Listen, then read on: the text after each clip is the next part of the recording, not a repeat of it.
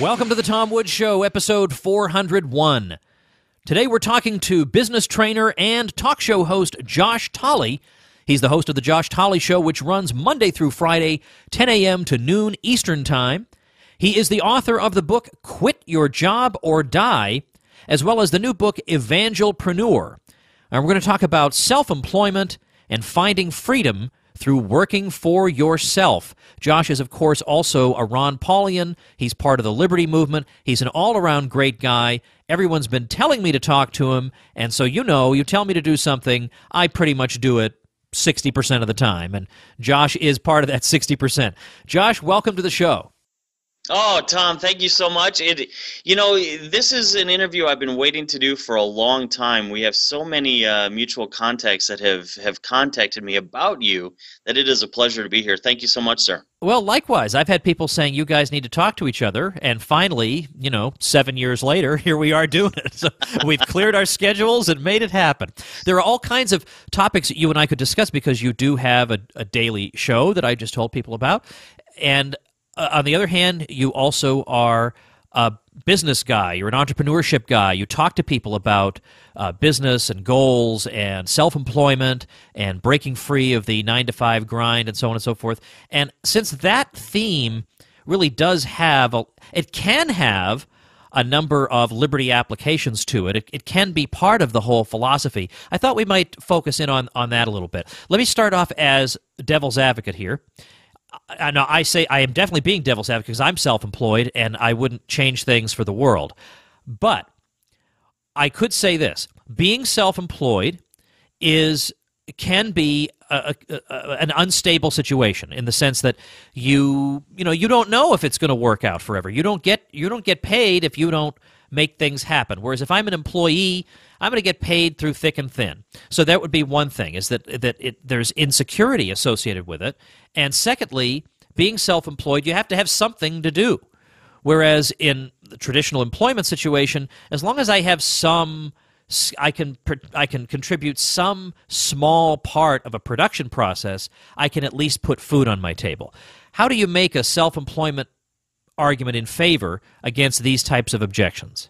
Well, I would say that those two objections hold very little water. When you look at security, it doesn't exist through employment. When you look back at 2008, tell those 580,000 employees who lost their job, oh, don't worry about it, you have job security. You don't. Job security is and always has been a myth. Matter of fact, there was a study done by the Banking Association after the Great Depression that found if you are employed, if somebody else signs your paycheck, you have a 98% chance of being dead or broke by your 65th birthday because you have zero control. It's an illusion of security. If your boss takes the company and does a nosedive, you're out of work. If the economy shifts or they export your job, you're out of work. You have no control.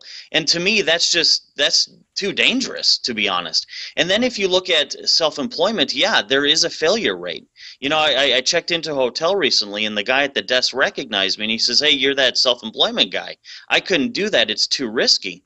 And I said, well, did you know you only have a 2% chance of retiring successfully as an employee, regardless of how much money you make? So even if 95% of businesses fail, I still doubled my odds compared to you. And that's the thing we no longer teach. We don't teach that entrepreneurship is the security blanket. You get to set your future. Instead, we teach that you have to go through this course of employment, and then what it leaves us with are millions of people across the country wondering why jobs aren't supplying their needs because they're not designed to. And that's a whole topic in and of itself. The other objection to you need something to do, that's not necessarily true either. There are so many ways to get involved in self-employment that you don't need money to make money. That's a myth. It's a lie. Otherwise we all would be sharing the original $10 bill. And you don't actually need to provide the product or service either. I know people who are either retired because of age or retired because of wealth or in a position where they're physically incapable of providing the product or service, but they provide a very great life for themselves because they got involved in entrepreneurship just as an investor in many other people's entrepreneurship dreams and goals. So there's never a reason not to be an entrepreneur. On the other hand, there are aspects of entrepreneurship that maybe, I'm not sure, can be taught. It's not a science that can be taught like chemistry, because certainly there are some people who are much, much better at it than others, even though they had no formal training, they didn't study entrepreneurship in a business school. We're not dealing with an exact science. We may even be dealing with some kind of an art in a way. So I feel like, of course, I would like to encourage independence among especially my listeners. I want people to be able to live the life they want to live and to do what they want to do and have all the security they can have. But they're still going to wonder to themselves, what can I do? In my case, it came somewhat easily to me, but in the sense that I had a traditional academic job. I started writing books that were very successful. I got out of the academic job because I wasn't really enjoying it, and now I'm able to parlay the publishing successes I had into my Liberty Classroom website, my Ron Paul Homeschool thing, other books, other publishing, this podcast, and it all works together to support me. But it was not easy to get here, and all along the way, I think I was hindered by my traditional 9-to-5 sense of waiting for opportunities to come to me instead of making opportunities. Create that website, do that thing, create that webinar, promote that product. It's hard to break out of that mentality. But anyway, that's a side point. The point is, it's hard to throw people into this without when they're wondering, what do I do? Yeah, I'd love to quit my job, but what am I going to do?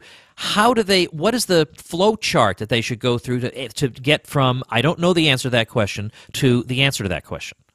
Well, first, there's actually 2 points within your point. The first one is the skill set you need to be an entrepreneur.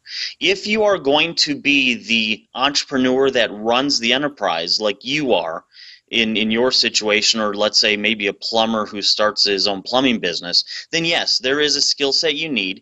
There's about 38 different skills that you need to at least have some proficiency in, which is why I teach classes on it. But the whole topic of entrepreneurship is actually much larger, and the mistake that most people make is that we think we need to be the one that's doing something, and that's not true.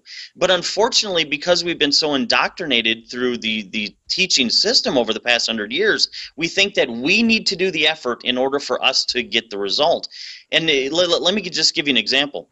There was a teacher that recently retired, and the media's headline was, "Humble Teacher Leaves Millions of Dollars to Charity." And they wrote the article as if through her work as a teacher empowered her to be benevolent to the tune of multiple millions of dollars. But in reality, I actually did some digging, and I found the local news sources and the local records, and I found out that her husband bought stock in a startup 40 years ago. That turned into millions of dollars, and that's what she left. And that's entrepreneurship. That's what entrepreneurship is ownership of businesses. So she had nothing to do with the operation of that company, nor did her husband, but entrepreneurship still provided that freedom and that security. And we so miss it in media that, I mean, to give you an example, Tom, when I go and I give a presentation on business, I take with me a textbook from 1929. It's a 7th grade textbook. It's less than an inch thick. And the first chapter is hiring your employee. That's what we taught 7th graders in 1929.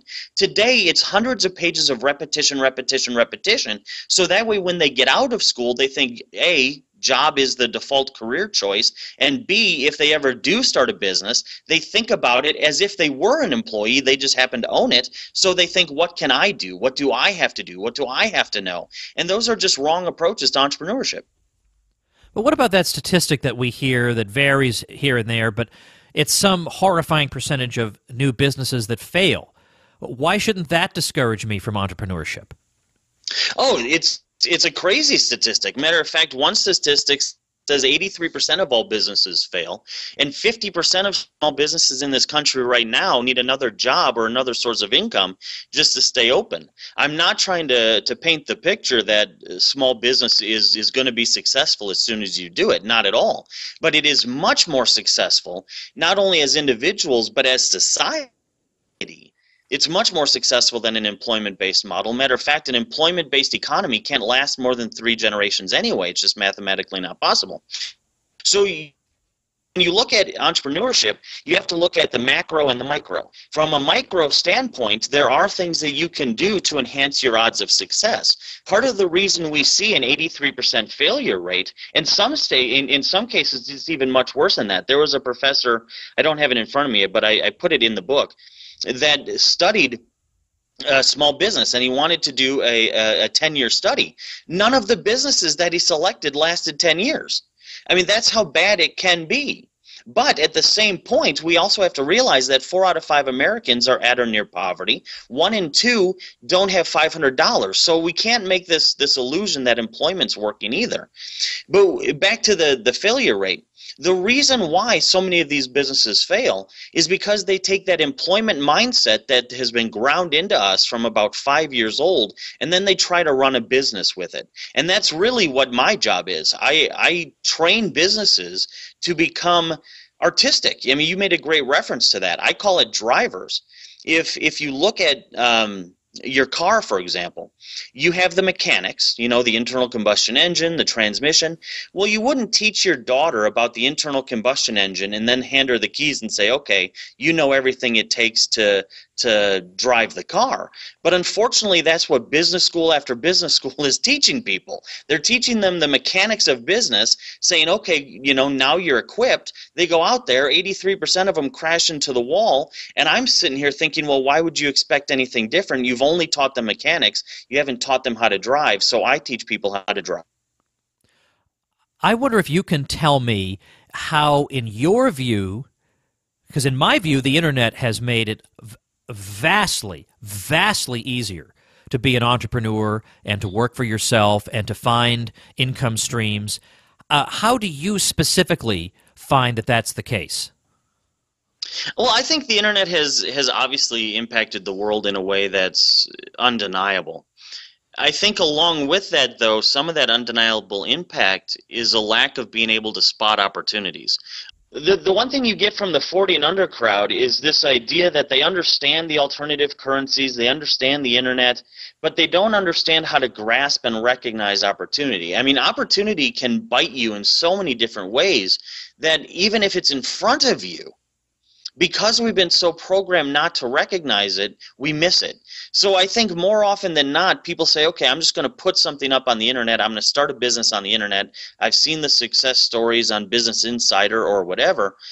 But what they don't realize is there's now billions of websites. And, part of the equation is how do you integrate social media, search engine optimization, branding into your marketing efforts online. And I would say out of the businesses that I train, a huge element of their failure is the wrong approach to the internet. We have this mindset that just because the internet's there, if I use it, well, then I'm going to be successful. And that's not the case. I think of this guy I've had on the show, John Lee Dumas, who is just a master entrepreneur. He's in his 30s. He hosts a very successful podcast, and he just simply listens to what his listeners say they need. His listeners are mostly small business people. And we're sometimes inclined to think, I'm going to make something that people darn well better want.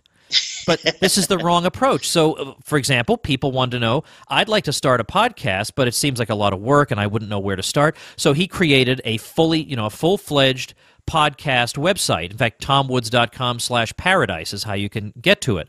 So he did that, and that was amazingly successful, and he promotes it through webinars online. We didn't have the opportunity to promote our products online through webinars. And then people said to him, well, I don't know how to do a webinar that's as beautiful as your webinar. So he created a product of how to produce webinars. So he just listens to what people need, and he's now earning 6 figures a month all through the internet. He doesn't have to go door to door. He doesn't have to take out magazine subscriptions.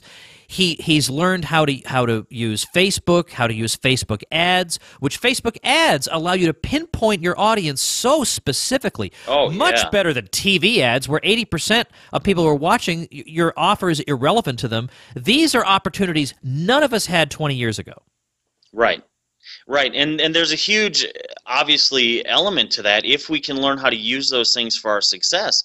And what you see time and time again is smart entrepreneurs like the gentleman you just referenced helping people start their podcasts, and he's making great revenue doing so. But what my focus is to make sure that those people who start those podcasts know what they're doing so they too can be successful. I spent the last 15 years helping those people turn their businesses, whether they're failing or whether they're just a dream at the time, into a successful model. Because there are, like you said, there are so many great tools. We just don't teach people how to use them anymore. And unfortunately, sometimes we just provide them with the access to them, and they think, well, that's all I need to succeed, and then they're left failing. And to me, that's a sad reality. Don't I need a lot of seed capital to go into business for myself? No.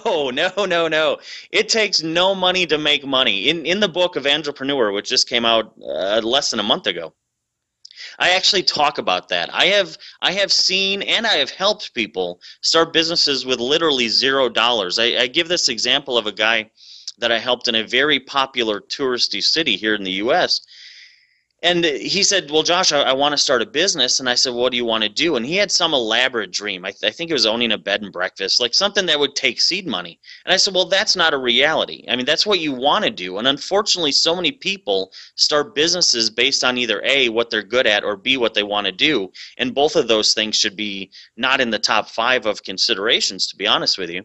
And I said, what's the real goal? And he says, well, the goal is to be free, to control my time and my money. And I said, well, this is a piece of cake. What sort of skill set do you have? And he could draw, right? He could draw really well. I said, well, we'll have you in business by Tuesday. So we went to an Italian pizzeria, and I said, look, this guy needs to start his own business. He's going to be drawing caricatures of tourists as they come off these cruise ships. In exchange for the startup capital, which is only like $500 to get him legal, bust through the red tape and get his products and everything, he needs about $500. If you front him the $500, he will hand a coupon to your pizzeria to every tourist that he draws a caricature of. Now, if you've been in business, $500 to put an ad in somebody's hand is cheap just for one time, let alone indefinitely. So obviously the pizzeria says, yeah, that's a no-brainer. So they front him the startup capital. Well, the last time I talked to him, he was working 4 days a week, making $70,000 a year, happy as a lark, and it took him $0 to start his business. So we have to get past these ideas of, well, I want to get into ammo manufacturing, and it's going to take me $3.2 million, so I need angel investors and rounds of investment and evaluation planning. That's all irrelevant if it comes to why do you want to start a business in the first place. You can always grow into something bigger, which, by the way, I call those starter businesses. What you'll find is by the time you get to your bigger dream, you no longer have to use other people's money to do it. You can fund it yourself. And that whole lie of using other people's money, we kind of figured out how that turned out in 2008 as well. So it's a much more secure, profitable, and workable plan to achieve that goal. To me, there are a ton of possible things that somebody could do sort of out of the box very, very quickly. There are plenty of local businesses that feel like they should have an online presence and they don't know where to start. I mean, local businesses near you personally. I think they would rather work with somebody who can sit down across from a desk with them and talk to them and talk them through it, get them on Facebook or design a simple website. They'd like to have somebody do it for them. I mean, like, for example, all these businesses that you type in their name and only a Yellow Pages thing comes up, they have no online presence. And if you had a reasonable price, I think you could get a lot of business that way if you had those skills. Now, you can acquire a lot of these skills through courses at lynda.com. I mean, there are all kinds of ways that in your spare time you can acquire a skill that's marketable and that can get you things you need. Or you can do, again, even in just your spare time, you can build up all kinds of work portfolios by taking on jobs through Fiverr, Fiverr.com, or Elance, which you can reach through tomwoods.com/Elance. You can post a job there and build up a portfolio for yourself before you know it. Whether you're into design or writing or whatever it is, you have all kinds of opportunities to do work for people all over the world from your home in your spare time as a way of building up that pathway out of that rut that you're in right now. So that's what I mean by the internet opening. It's true that a lot of people use it badly, and they've got $20 bills all over the ground and they're just stepping on them, walking along, not picking them up. That's definitely true. But the point is those $20 bills are there and easily picked up that were not there before. It is entirely a new world, especially for the person who's on his own but who wants to make his living that way. Yeah, and any change, whether it's the internet or even Obamacare, any change creates opportunity. And this is a huge point when it comes to entrepreneurship. When you live in an employment-based economy, you have other factors that dictate the potential growth of that employment-based economy. When you have an entrepreneurship mindset, when you have an entrepreneurship-based economy, whether it's just your home economy, neighborhood, state, county, nation, whatever, you see the ability to actually succeed regardless of what the change is. So, for example, with Obamacare, you have a lot of employers laying off employees or turning them into part-time employees so they don't have to pay the penalties, fines, and associated costs. Well, this opened up a huge opportunity to become subcontractors. I helped 3 people just this week alone start businesses by going to companies and saying, hey, look, you have this staff. Well, like one, for example, was the laundry at a hotel. The hotel was a privately owned franchise. It was a big name, but it was a privately owned franchise. And this gentleman went in there and said, hey, look, with my company, we will take over your laundry services. We'll use your facilities, but you don't have to worry about the employment, the income tax, the workman's comp, the Obamacare requirements. And the hotel's like, yes, please. So you have all these, like, there's always opportunity. And this is what I tell people. I said, look, if you can go to prison and somebody in prison can get you the magazine, the candy bar, the cigarettes, get you whatever you want, there's always that guy. If you can be an entrepreneur in an 8x8 cell, in a cage, don't tell me you can't be an entrepreneur with millions of opportunities and freedoms that surround you on a daily basis. All right, let's see. I want to wrap things up here. I want you to give us your joshtolley.com is your website. I'm going to, of course, link to that at tomwoods.com/401, which is today's show notes page. We'll have your books there. We'll have link to your show. We'll have your social media, everything. That'll be the clearinghouse. But you, of course, do have a site people can go to directly, joshtolley.com. What are they going to find there, and why should they go? Well, when you go to joshtolley.com, you'll find a lot of information about the show. I host a show, like you said, Monday through Friday, 9 to 11 Central. They'll find a lot of information about the political side of this. I mean, that's a whole show in and of itself, how free enterprise empowers freedom and liberty. They'll learn a little bit about my story on how I got here. They'll also get resources, whether it's the book Evangelpreneur or the book Quit Your Job or Die or one of the other titles that are about to come out. In addition, there's always courses, classes, weekend retreats that we do to really help people, whether it's in their business goals, their relationship goals, whatever it happens to be. And all of that is at joshtolley.com. If you sign up for a newsletter, obviously, then you get the regular updates whenever we add a tour, stop, or an event. Great. Well, sounds great. I appreciate your time today and the insights that I hope people will follow up on and check out your material over there. And as I say, we'll have it all laid out for them at tomwoods.com/401 as well. Josh, thanks for your time. Thank you, Tom. It's been a pleasure.